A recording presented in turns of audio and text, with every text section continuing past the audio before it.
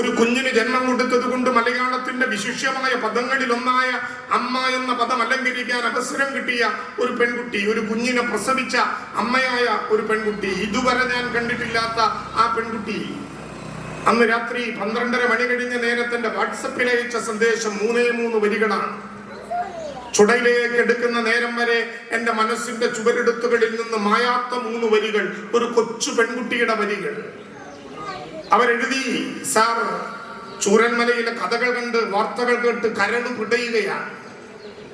മുലകുടിക്കുന്ന കുട്ടികൾ അമ്മമാരാൽ വേർപെട്ടു എന്ന വാർത്ത ഇപ്പോൾ ഒരു ചാനൽ എഴുതി കാണിക്കുന്നു. സാർ, മുലകുടിക്കുന്ന കുട്ടികൾ അമ്മമാരാൽ വേർപെട്ടു എന്ന വാർത്ത ശരിയാണെങ്കിൽ നിറമാറുമായ ഒരമ്മ വിളിപ്പാടകല കാത്തിരിക്കുന്നുണ്ട് എന്നങ്ങ് അവരെ അറിയിക്കണം എന്നാണ് ആ കൊച്ചു പെൺകുട്ടി എഴുതിയ സന്ദേശം. മലയാളത്തിന്റെ ധൈര്യം അതാണ്.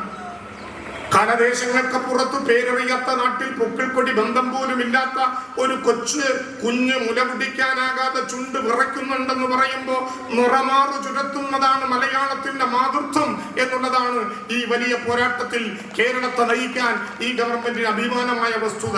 കേരളത്തിൽ